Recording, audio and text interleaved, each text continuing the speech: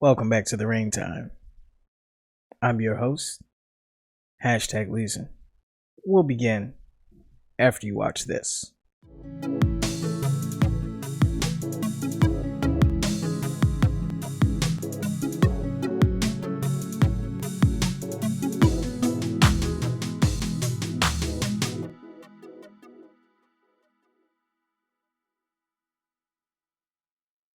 Welcome back. So, we'll continue where we left off. I wiped my face with my coat sleeve and stepped down from the doorway. No one's seen a thing. A friend has a little bit of distorted reality as of now. A lot of crazy things have been happening. If you're not caught up with us, watch part 1, part 2, and part 3, and then come back and join the rest of us. North of the bus station, there's a residential area with apartment complexes that vaguely resemble cell blocks. We should be covering Herder in class next week, if I recall my schedule correctly. Gottfried, oh bastard, a decent place to jump back in. I may even still know something about the guy, like how he was so paranoid of the Danubians, that he'd bring a gun with him to the bathroom. And as I'm walking along, minding my own business, I begin to notice a soft, sweeping noise behind me. I continue on for a while, listening closely, until I realize that it's not so much a sweeping, but more of a panting sound that I hear. The sullen gas grows slowly louder. Could this be a stalker, prowling after me? A twisted mind that preys on pretty boys? I turn around to see that it's not a stalker at all, but just an ordinary dog. The beast must be 3 foot tall, at least. A Labrador, or a retriever perhaps. I don't really know my dogs too well. It's sitting down on the pavement now, staring at me with its drowsy, subservient eyes. Those eyes remind me of Bernard for some reason, but not in a bad way.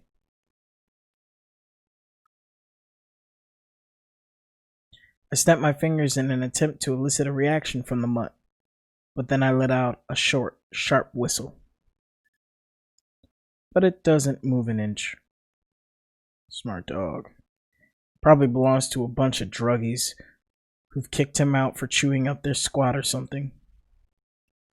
I turn and continue onward, with the full intent of leaving the beast behind. But it follows me, at a respectable distance. The dog's a slave, trained to obey, faithfully till the end of times.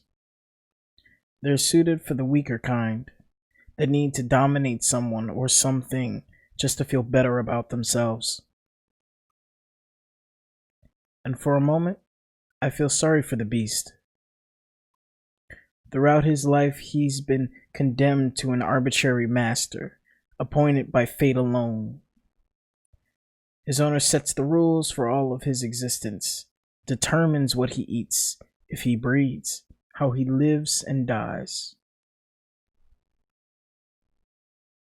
We continue our journey, and the idea of a big hound pursuing me through the streets cheers me up a little inside. I wonder how long he'll keep up this game. Would he follow me into the city center, or come into the library with me? Meanwhile, the dog's panting has swelled to a heavy rasp. I pause to let him rest for a bit. I pull the bottle from my bag again, drink from it, carefully, and then proceed to pour a little onto the ground. The liquid forms a dark gray puddle on the pavement. The dog's following my actions with a curious look in his eyes. "Look," I murmur. "You don't have to live this way. I'm setting you free. You can do whatever you want now. I take a step back invitingly. The dog gets up, sniffs at the puddle, and draws his tongue over the wet concrete. And I can see the spirit hit him. He jumps back startled and settles down a few feet away, eyeing me closely. I bend over to pour him some more. But even before the first drops hit the pavement, he's jumped forward, thrusting his mouth under the opening of the bottle.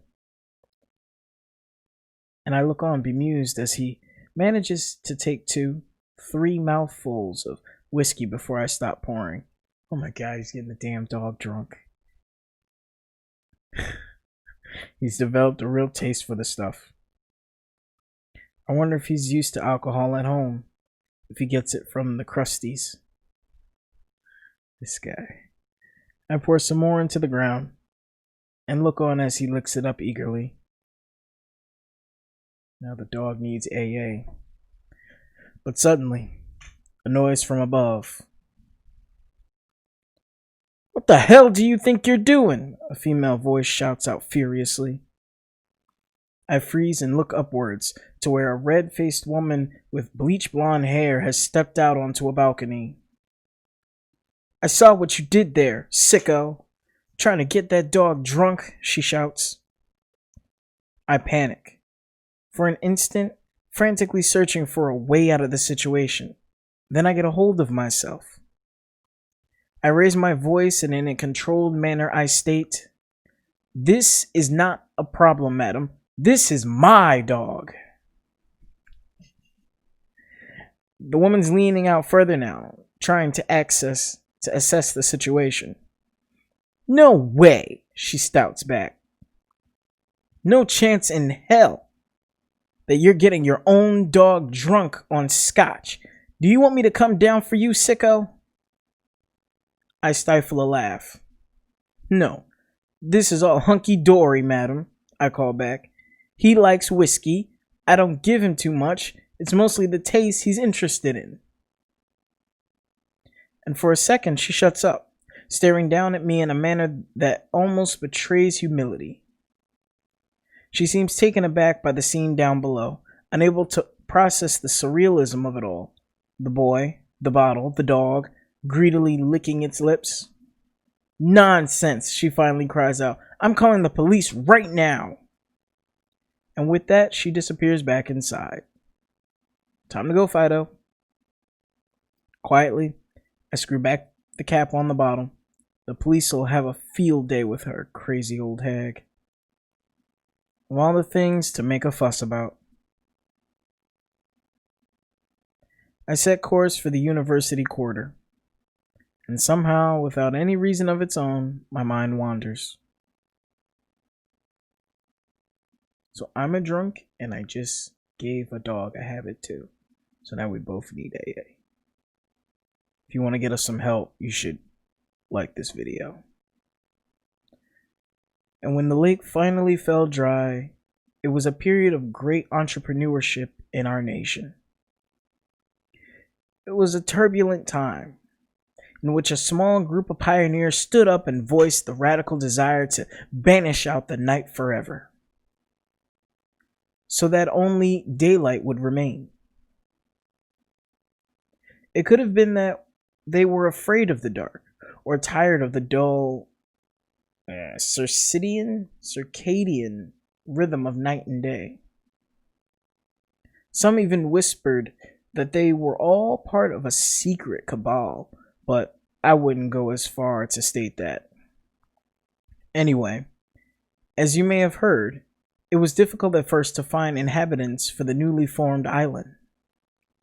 It was an infernal wasteland full of flies.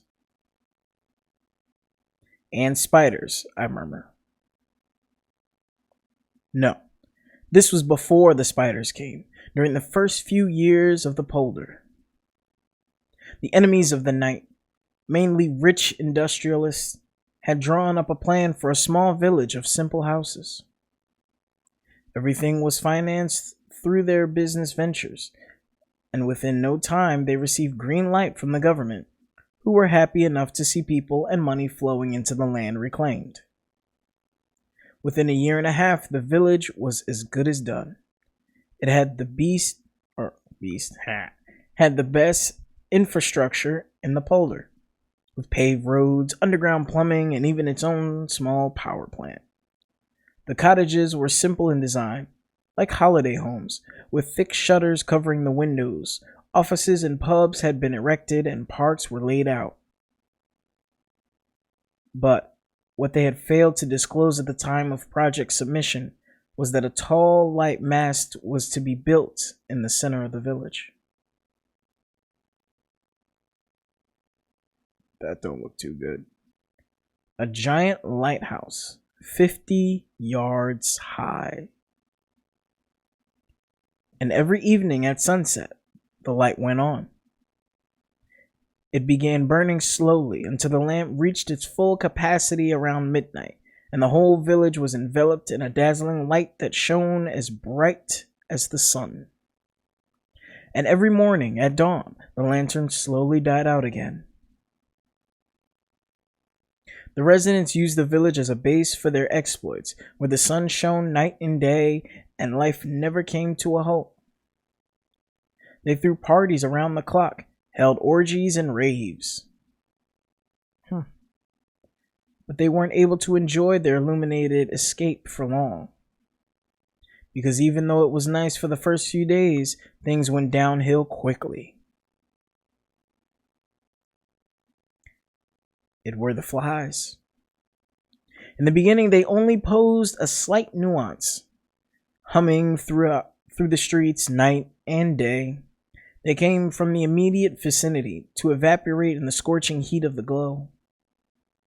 But the tower shone so immensely bright that it could be seen from miles away. And after a few days, a true exodus came underway. Slowly but steadily, more and more flies were drawn to the tower. They flew up against the lantern and dropped down dead. And the streets around the base had to be swept perpetually to keep up with the piles and piles of corpses. Then, 8 days after the lights first went on, it swelled into a plague. It was as if all the flies of the island had suddenly descended upon the village. The air was speckled, charred bodies fell like rain from the skies, people had to remain indoors, driving became dangerous. And the light went out. The flies must have become too much for it. Their corpses caked to the glass of the lantern, turning it into a pitch-black orb from which no ray of light could ever escape. The village was cast in suffocating, impenetrable darkness. It was a new moon that night. Street lights were never installed in that town. And the eyes of the villagers were completely unaccustomed to the level of darkness they beheld. That night, 2 residents drowned in the park ponds. There were a total of 7 traffic accidents, resulting from the panicked rush in which people attempted to leave. A few houses burned down as people lit bonfires in an attempt to drive out the night.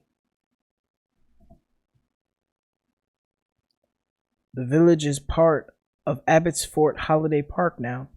The mast is being used as a radio tower, I mumble.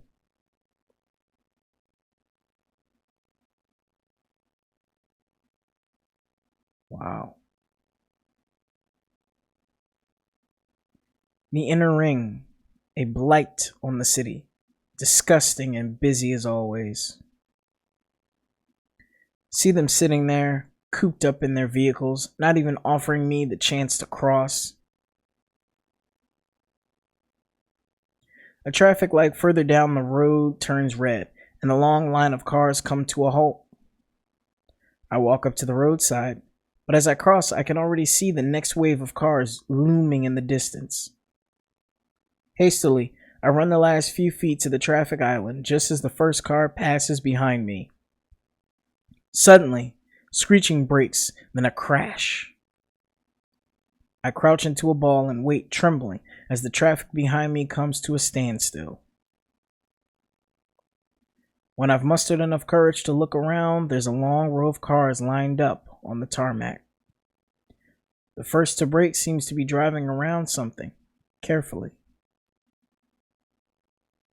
There's a dark patch on the road.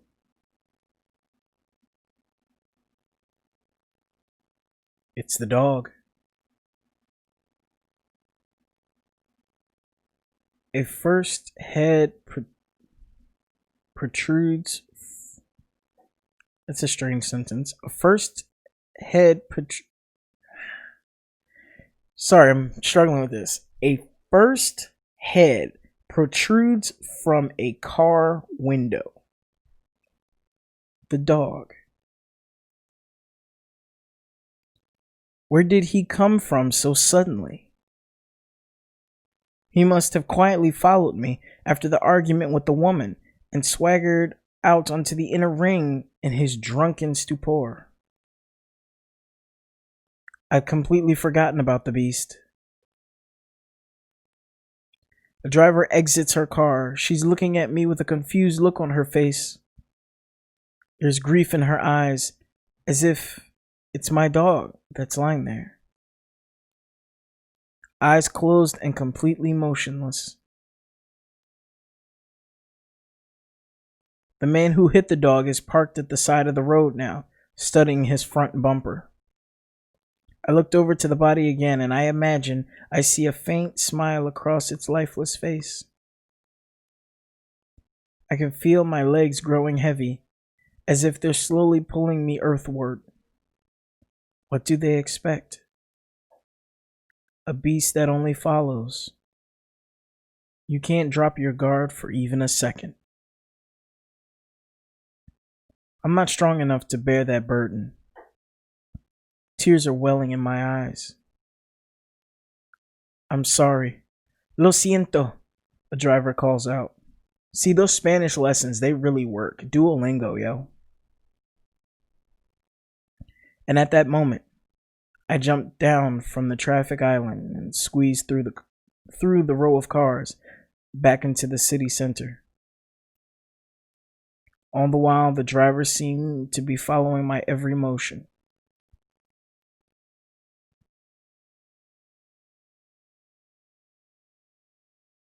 And as I blow my nose in my coat sleeve, I realize that this is the first time in a really long time that I've truly felt cold.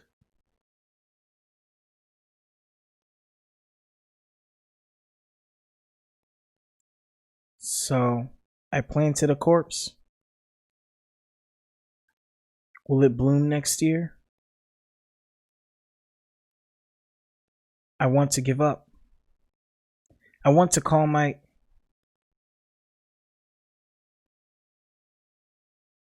Go on or give up. We always gotta keep going on, even when shit sucks ass. Gotta keep going. It's quiet in the university quarter for a Friday, but it's getting late and the library closes at 5. The iron curriculum of my courses has begun to irritate me. It takes all the I hate this damn word. We'll go back to that one. It takes all the graciousness out of my studies. Fuck that word. If I weren't dependent on my scholarship for cash, I'd have dropped the whole travesty a long time ago. I'm about to take the broad stairs that lead down to the main entrance when suddenly I see Matt exiting the building. I freeze. He's just standing there, scanning around as if he's blinded by the light. Then he catches sight of me. It's too late.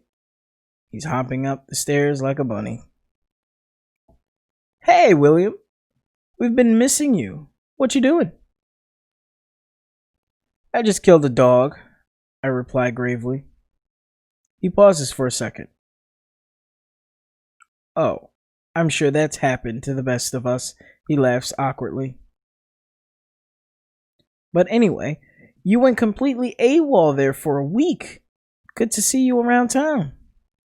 I was sick for a few days, I reply, but now I'm good to go. I'm pleasantly surprised. Matt seems unfazed by my disappearance. These things are never as bad as I make them out to be. But hey, I continue, I still have some books to hand in. See you this evening. Books to hand in? Matt chuckles. Good luck with that. The library closes at 4 on a Saturday. Oh, yes. Saturday, I murmur. Then I have to. Useless, Matt interrupts. Like people don't study on the weekends. But we've been thrown out. The work week is over. Now to squander our wages on some hard-earned liquor.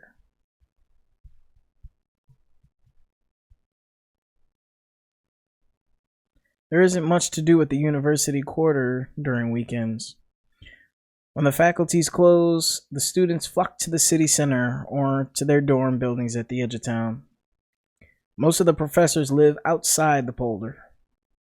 At the end of their day, they leave Bremersburg over a nearly deserted N723, glared at by the thousands of stationary commuters that are stuck in traffic on the opposite lane. And the university buildings are left behind, empty, with their gray concrete exteriors that look damp even on dry days and turn pitch black in the rain. These surroundings always make a clammy impression on me. They chase the students off the streets, into the pubs, into their books. I remember I haven't opened a textbook in weeks, and feel a familiar sensation of dread turning its head. That feeling that always slumbers somewhere deep inside my inner being, flaring up at the worst of moments. Sounds like depression, bro. I hate it. Each and every inch of it. I try to divert my mind towards other things. Matt's leading the way in his navy sports jacket. He's really too old to be wearing something like that. He's at university, for God's sake. Wouldn't a more formal style be appropriate by now? I try to laugh at my thoughts, but in reality, I can't. As in the end, I don't think it's much of a laughing matter. You know a good place around here? Matt asks. I ponder. What is it with these hard words? The Harto? The heart of. We'll go with Hardo. Yeah. The Hardo. Maybe. Matt shakes his head without looking back. Nah. It's always empty over there. And this annoys me. Why doesn't he think up something himself, if he's just going to turn down my suggestions? But he can be an annoying little prat like that, with that arrogant, dim-witted look in his eyes and his black, curly hair. Mommy's boy. Let's go to the bar in Alexandria, Matt suggests. You get a nice view of the city from there. But then we need to go all the way back to the center again. Matt crosses the street. I follow suit. Sure, no problem, right? What way were you heading? But I'm not headed anywhere.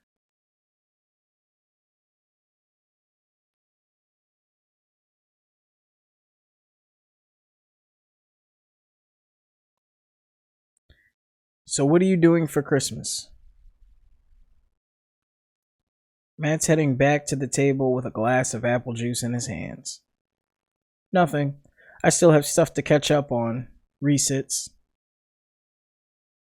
You can celebrate New Year's at my place. Everyone's coming. Nice. I'm tired. I sip my coffee.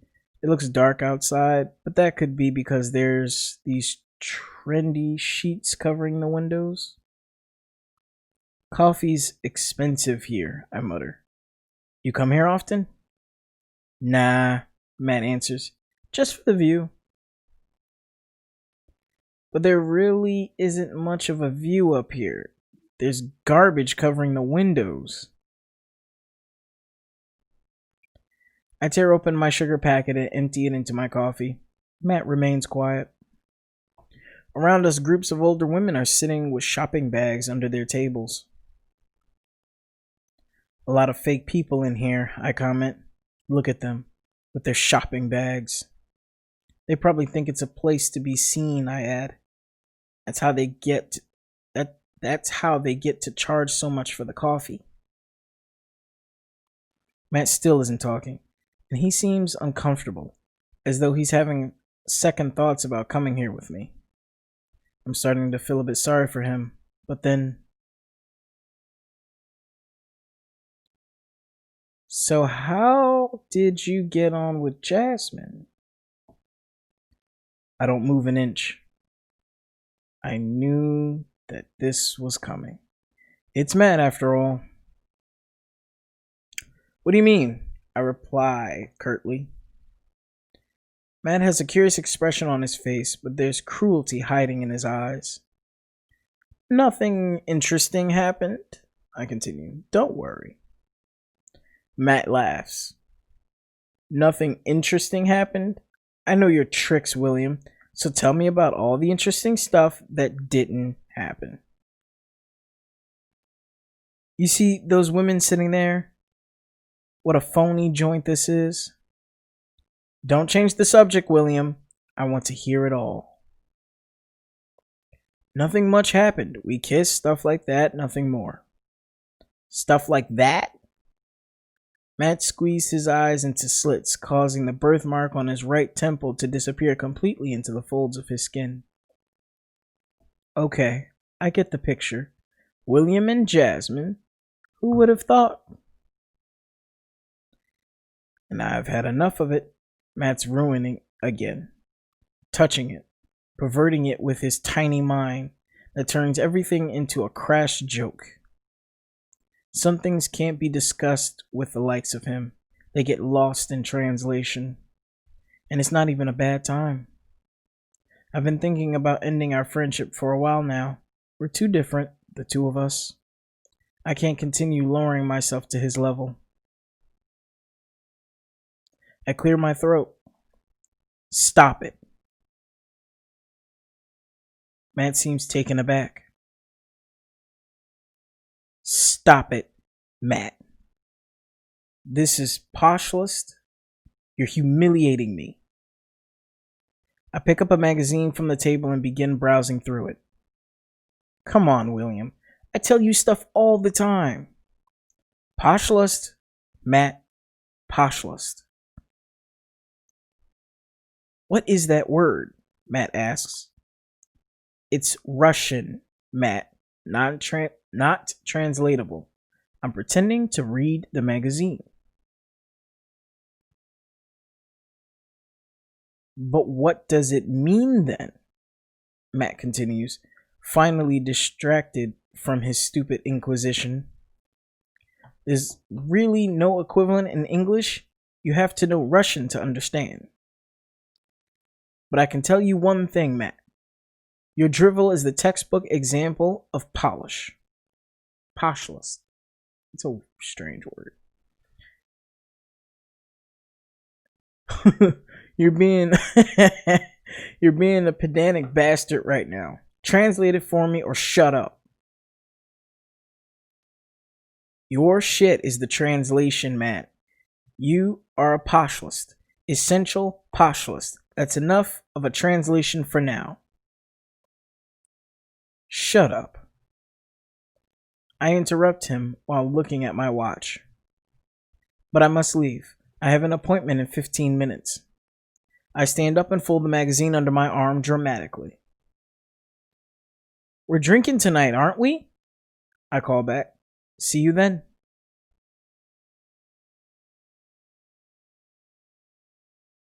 You have an appointment? Matt asks incredulously. I leave the cafe in a hurried scuffle. The magazine isn't even yours, I can hear Matt calling after me.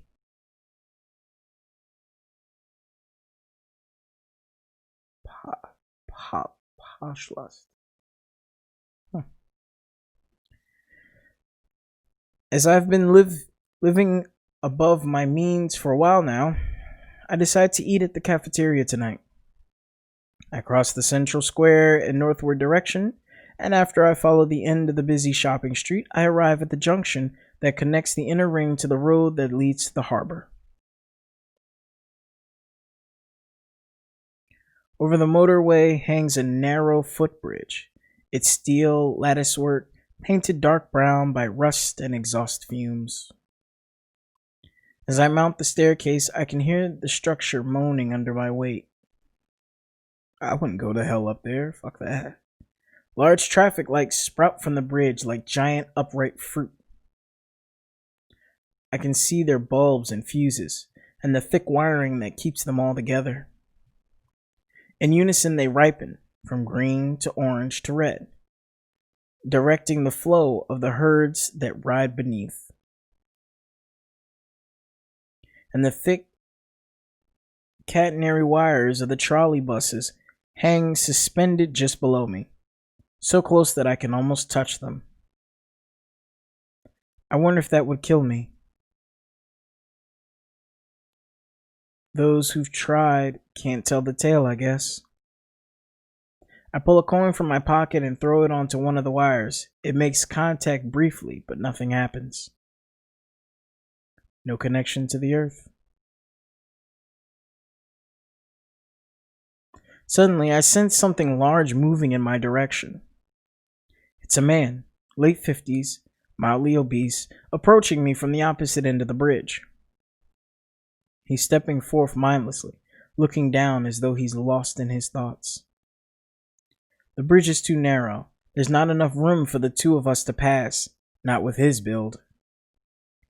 The thought comes up to me to just turn back and let him cross. But lately I've come the decision that I don't really want to be that kind of person anymore. I pull my shoulders back and attempt to look him dead in the eye. He's closer now, head still aimed downwards, but then he looks up at me and hesitates. It's all right, he stammers, barely audible. You come this way, I'll go back. He's just about to turn around, but for some reason his complete and utter lack of resistance fills me with a strong sense of disgust, which embarrasses me for some reason. No, it's okay, I reply. And in a split second, gripping the balustrade tightly with my right hand, I push past the man. A scuffle ensures. He grunts loudly, and with a big heave, we break loose. In passing, our faces are pushed close together. And I'm sure that during that split instant, I can detect a look of the most pure, unspoken horror in his eyes. I'm terribly sorry, I call back at him as I continue towards the other end of the bridge. But he's just staring after me with this stupefied expression. Let him gawk like that. Oh boy, here we go with those sentences like that. Let him gawk like that. That way might feel a little less pathetic about himself. This dude's a dick. He takes everything out on everybody, and he just doesn't have any type of good filter to himself. I've started breathing louder from the effort, and as I walk down the stairs, the petrified air of the inner ring hits my respiratory system in full force. After violently rinsing my mouth with Old Gull, I hold my breath for the next 4 blocks until I'm back safely in the University Quarter. Crazy. What's up, cat? Hi. Crap, he might come over here. Let's hope not. As I'm waiting in line for a plate of honest food, my gaze drifts over the cafeteria. There are a few old guys sitting around who always eat here. We call them the elders of the dining hall. They probably don't have wives, or their wives don't have husbands.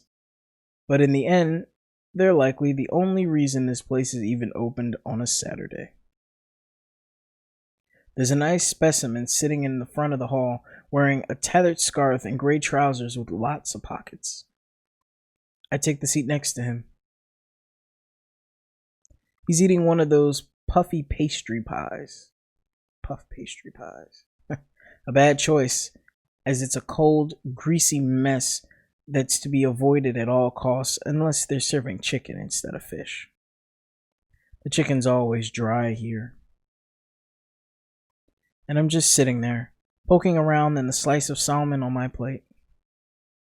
It feels tender, and the potatoes seem fine as well, but the vegetables will have to go. The man is eating like a pig. It's obvious that he's having trouble cutting manageable pieces from his pie. Some vegetables roll off his plate and onto the floor, and he's just staring after them with a puzzled look on his face. Probably sad that he's got less to eat now. After having some of my fish, I turn to him. So, you come here often? He stares up at me with the same confused expression on his face as when his vegetables fell to the ground. After chewing down the food in his mouth, he answers me, over-articulating all of his syllables. Well, that's nice of you to ask. His vocal cords are squealing. I can barely contain my laughter. He continues eating silently for a while, as if he's forgotten my question altogether. But then after a minute or two, he turns to face me again. Well, as a matter of fact, I come here regularly. The food's excellent. Absolutely excellent. He's still squealing, a dry, hoarse sound, as if a piece of pastry has lodged itself in his windpipe.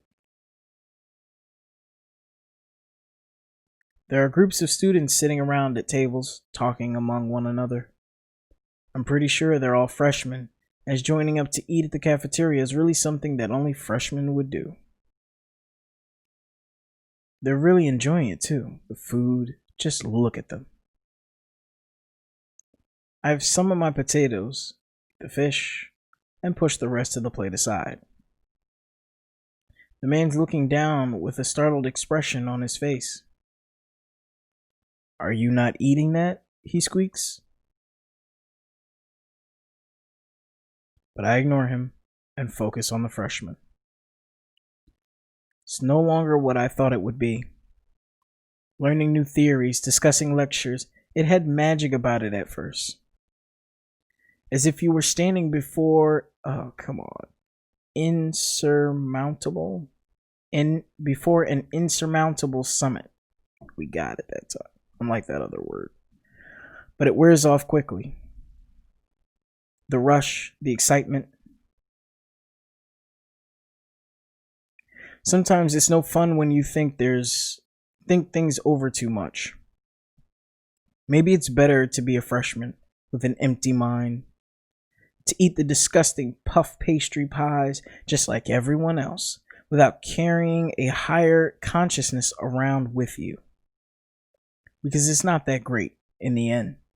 Sitting in a musty cafe, regurgitating old anecdotes in order to sound clever.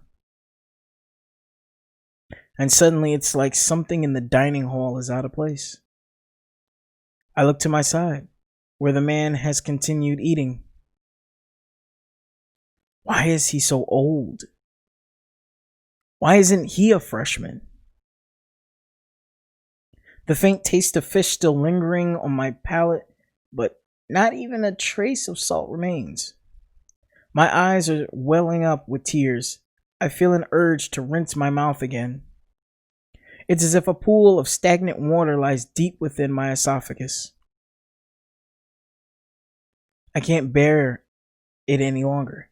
I grab my phone and call Lars.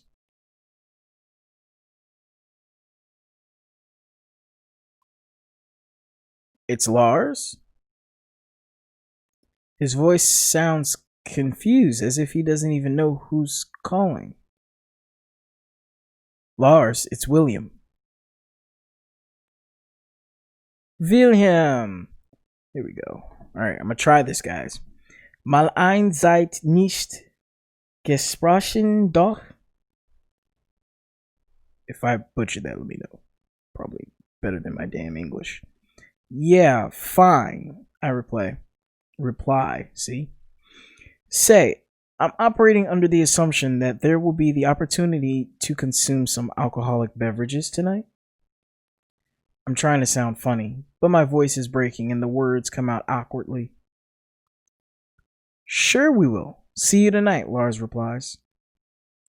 I thank him and hang up the phone. Are you going to be eating that? It's the old man again. He's pointing at the remnants of my meal. But I have to take him seriously. He's essentially just a frosh, like all the others.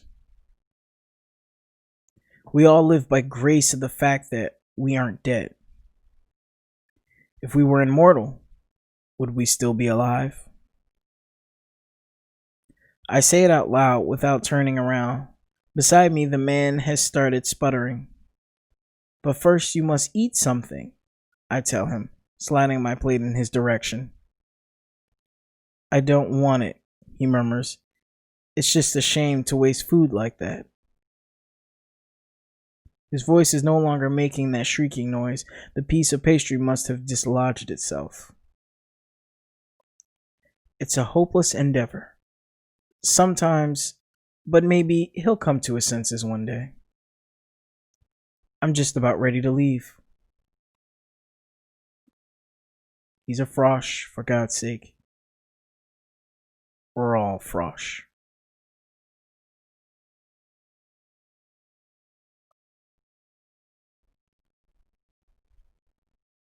I followed the zebra crossing and entered the humble housing district that connects the city center to the harbor.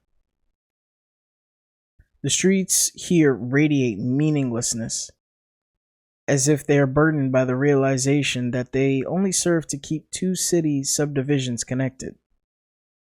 People passing through here always have something higher on their minds, either the harbor or the city center.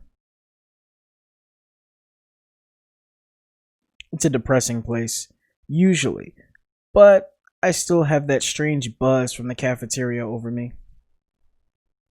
It's driving me forward, upping my pace, filling my clothes with pleasant warm air, until I don't even feel the weight of my bag anymore. I'm light, as though my sleeves are pulling me forward. Meanwhile, the street lights have begun warming up slowly. Pink torches in a sea of green. As my tempo increases, they come together in brightly colored lines, and whenever I pass a side road, they draw out elongated trapezoid shapes that extend far into the distance. The whole ambience brings me into a mood supreme. I'm yearning for the night. The city's surmountable to me, with its friendly colors, a kindly green with pretty pink lines. And the moment is there. Oh, motley beasts around me. Something great's about to unfold. I pull out my bottle in plain sight of the road, the liquor spinning in a dark brown vortex, and I can make out small particles of something or other floating around. I lift the bottle to my nose and let the vapors drip forth. 40% is volatile. It grows wings and flies away the second it gets a chance. A glass bauble with a content rarer than air. I'm doing this without my glasses. It's really hard. Light, flammable, clean, ascend. I drink and wait anxiously for the moment I take flight.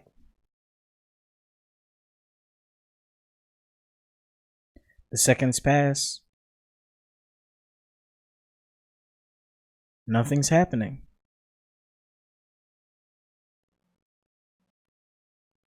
A gray station wagon passes by and envelops me in a cloud of smog. It's too warm, too earthy, after all. The powerful gases have long since escaped, drifted off to the angels. Only a foul sludge remains.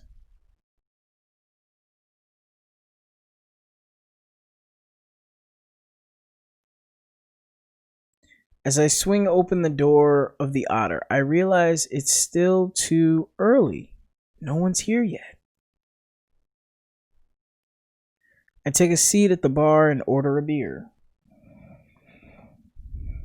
Everything feels so strange today. Nobody ever talks to the elders of the dining hall. What did I say about immortality and death? In the first sip I take, there's a distinct note of malt that seems too intense for the weak beer they serve at this place. The brew has a color of the deepest ochre. Outside, the lanterns are now burning white. Even when I close my eyes, I have trouble recalling the pink glow they had just a minute ago. I pick up my glass and move to one of the couches in the back of the pub. The feeling is subsiding rapidly, and to comfort myself, I slowly scratch my nails through the velvet upholstery. The rough cloth gives way easily when I press my thumb into it. I need to rub it. I need to rub it a bit to give it back its shape. Sorry, guys. My head went straight to the gutter. It's lost its elasticity. I see Lars coming in and stop rubbing the sofa immediately. He orders a beer, and with his forehead looking exceptionally high in the yellow lamplight. How are you? His voice rises slightly at the first syllable. I'm fine, Lars. Or, I don't know. Strange things have been happening. I'll just be a minute. He picks up his beer from the bar and says something to the bartender. Have you seen Bernard yet? I ask. Lars crouches down beside me and nods distantly. Dr. Rank can look after himself, don't you think? But you said something about weird things happening, he adds. What kind of trouble have you been getting yourself into this time? I'm silent. Occasionally it occurs that a series of at first sight unusual events follow each other in rapid succession.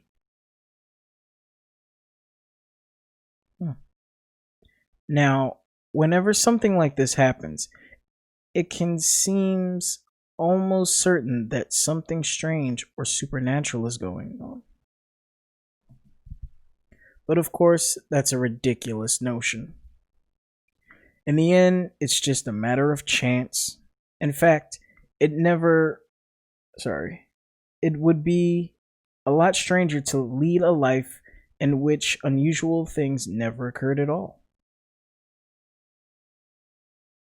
Lars is staring at me. Do you feel like the colors are different today? I ask. There could be a fog. He sounds dismissive, but his reply still reassures me that I'm not the only one to have seen something. Bernard enters the pub and comes over.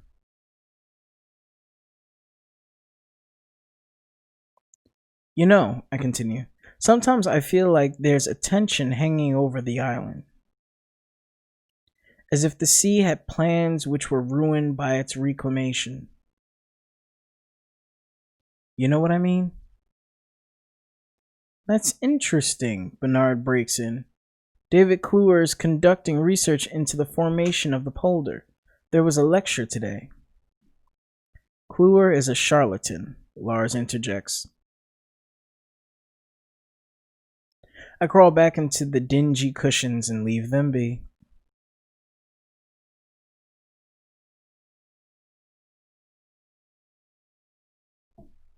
Okay. I'm picking at the sofa and looking around. Bernard is at the bar, talking to Evelyn and a girl named Molly. It's difficult to figure out why they even take him seriously. He's got no more to say than what he's heard from his professors today, or what he saw on the news. It's facts, just trivial knowledge. I'm gonna save real quick.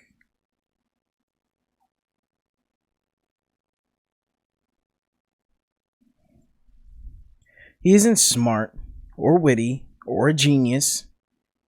He's just got too much free time on his hands, that's all. Any obsessive neurotic can line his farts out straight like him. But to have a certain feeling, a superior insight into matters, that takes a whole different approach. And I'm sure Bernard's going to do fine with the ladies in a year or so. The bohemian appearance, but a mentality of servitude volunteer? Yeah, whatever. That really ups your chance among the higher class whores. That was kind of deep. See that broad jawline and those droopy eyes? Too stupid to be fired and too cowardly to cheat. Don't change anything. They'll fall for it. Like flies.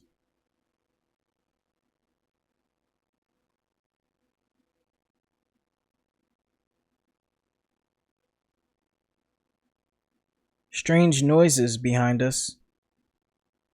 I turn around to see an old man rushing into the tunnel. He has a strange limp that causes him to let out a soft, low groan every time he lifts up his right foot. He's gaining on us, albeit quite slowly. We ignore him for a while, but the closer he approaches, the louder he grunts and shouts become. After a minute or so, he overtakes us, and I can see that his mouth is stretched open wide in an unnatural grimace, as if he's been frightened by something. A thin thread of saliva runs down his lower lip. But what strikes me most is that, all in all, he seems to have a well-kept appearance that doesn't match the bewildered expression on his face. He's wearing a nice shirt, and even though there's some drool on his dark brown beard, you can see that it's been groomed carefully. He looks quite healthy for someone who's limping and groaning like that. We exit the tunnel, and the man disappears around the corner. Did you see him go? Lars mutters. Seems to be in quite a hurry. Must be tired hour at the pavilion tonight, Bernard chuckles. Yeah. They should lock those types up somewhere, Lars continues. They can cause a lot of damage when they're out on the loose like that. There's something serious in his voice, as though he totally means what he's saying. He seemed scared, I comment. Maybe something's come out of the lake. Boy, you're drunk.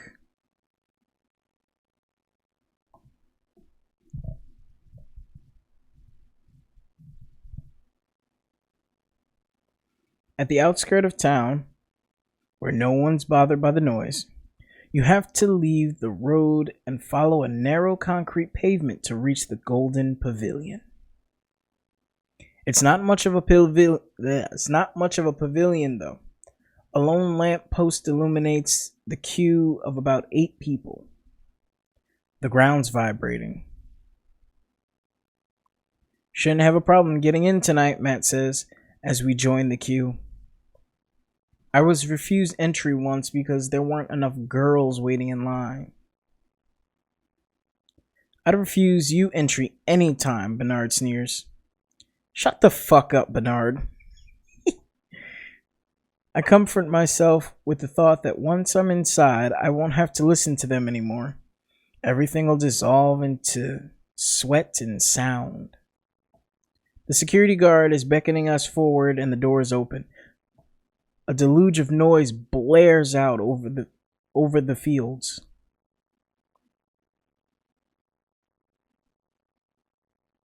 Music and humans everywhere. We squeeze our way through the crowd until we find a spot with a trace amount of elbow space, somewhere near the back of the room. I can see Matt trying to dance around a bit, but he gives up quickly to my relief. Bernard's pushing us to go on further. We comply, and for a while it only ends up getting busier, until we finally reach a decent place to the right of the stage.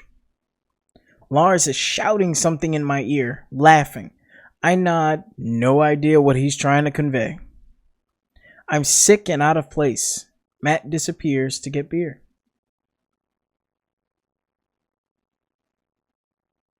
2 rounds and half an hour later. It's filling up around us. I'm going to the bathroom, I shout, but the boys don't hear me. I push through a thicket of arms, shirts, caps, the foul bodies, the heavy feeling in my stomach, Matt's lameness. They all accumulate into a persistent sense of nausea that I'm itching to get rid of. There's an attendant sitting at the toilets, but I've decided for myself that his entire raison God damn it. Whatever that word is baseless in a place like this, so I continue without paying. It's 80 cents, I can hear him shout. I'm trying to throw up in one of the cubicles. I gag a few times, but it's in vain. I'm not nearly sick enough. What goes in doesn't always come out. Sometimes part of it stays behind. Somewhere. Pretty lights.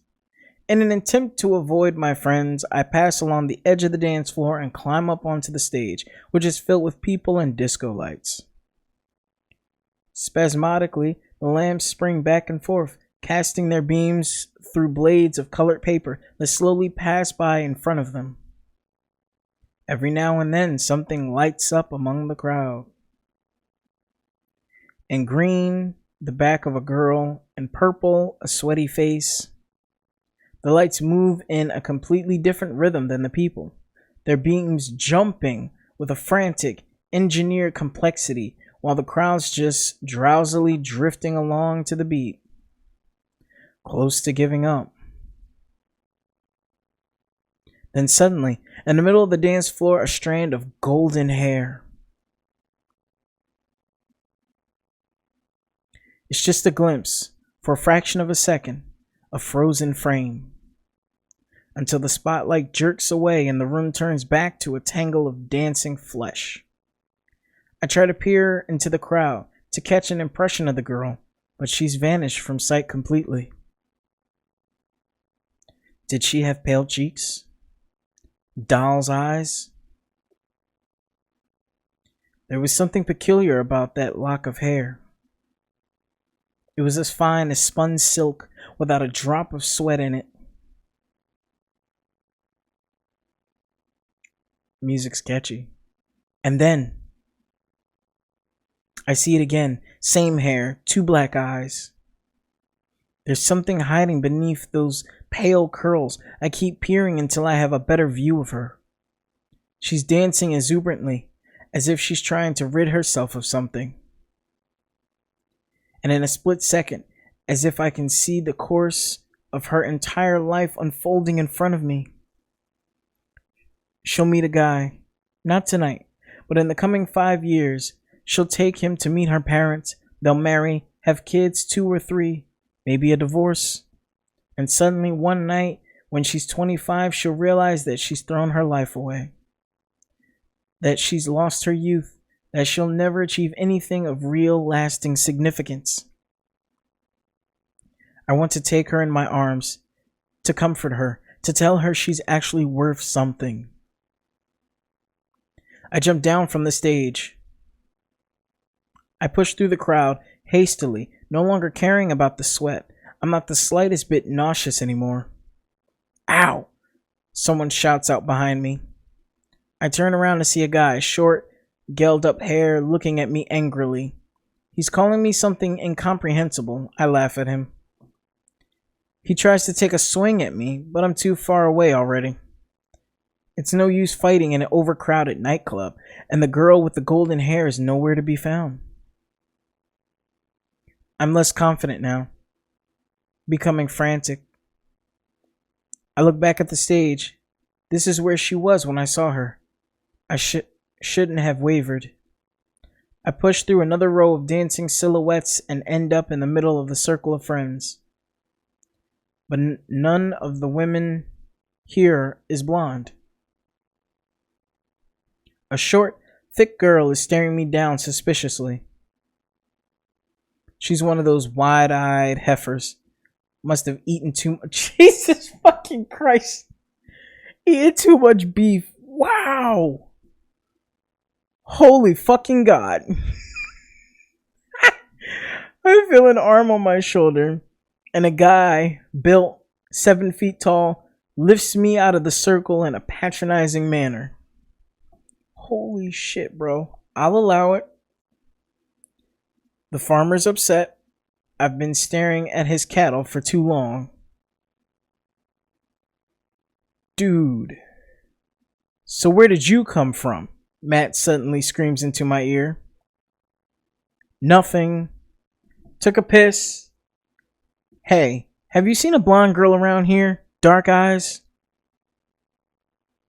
Matt looks at me with a stupid expression on his face. A girl?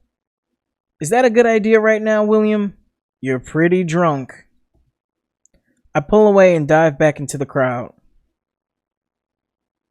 Matt's a lost cause, just like Bernard. I have nothing really to expect from them. In the end, it's all just one big disappointment.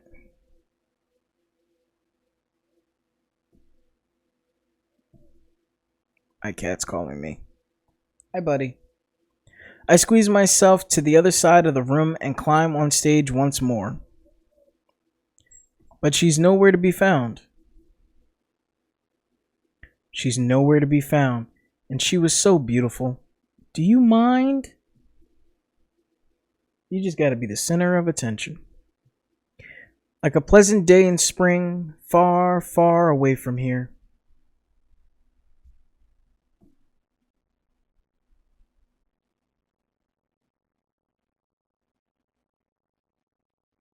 I'm standing outside, rapidly breathing in the midnight air. I swagger forward a bit, stumble, grasp on the lone lamp post in an attempt to right myself, but I fall down into the grass with the light shining down on me. My ears are throbbing.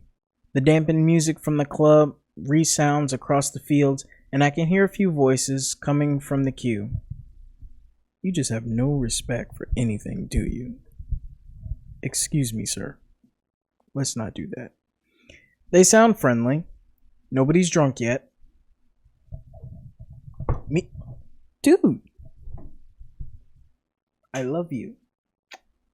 But this is going to have to be a far no. You can go over there. Jeez. Me neither. Just tired. And as I'm lying here on my side, brushing my fingers through the long grass, the soft blades offer a fragile resistance, and I spend a moment stroking them until I encounter something delicate growing in the field. I move my head out of the light and discern a small purple flower. A flower? Awake? In a place like this? I bend over to take a closer look, so far that my face is almost pressed into the grass. Everything's motionless, and I can see it sharply now, the small blossom in all its glory. It's beautiful, with its petals stretched out in full bloom. I can see every intricate detail, its tiny ovary and pistils. They have a soft pink glow over them. A flower that blooms in the deepest of night. It should be asleep by now, but its petals haven't folded. I must be going mad. Why is it blooming right now? There's no insects around to pollinate it. Does the street light shine brighter than the winter sun?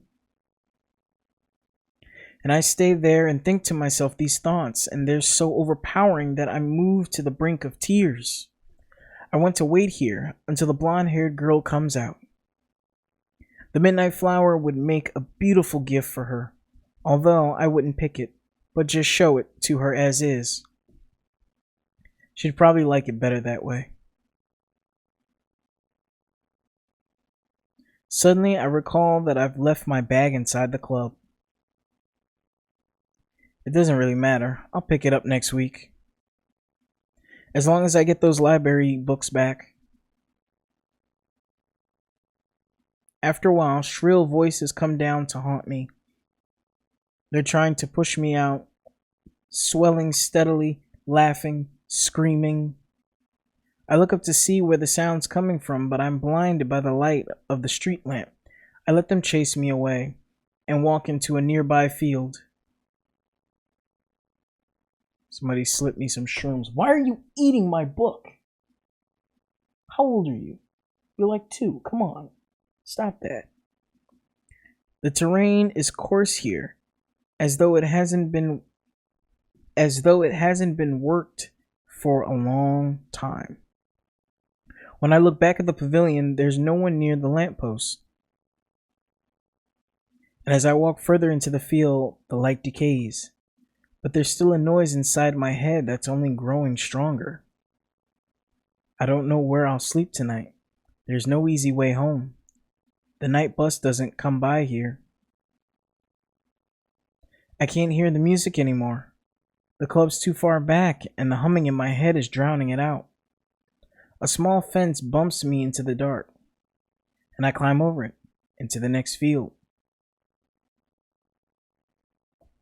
And then, after I've walked for a while, the club far behind me, I'm struck by the creeping sensation that something colossal is nearby.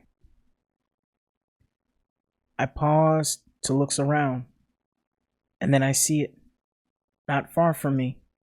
Maybe 10 feet to my left, there's a spot of pitch darkness, not even illuminated by the faint moonlight. And sorry, my friends, I have to stop here. I'm so sorry. This is horrible of me. But I actually have a few things I need to do. Come back and join me to find out what it is our crazy alcoholic friend has found in the dark. Subscribe, like, comment what you think is going to happen next. I'd appreciate it. Thank you, guys. See you later.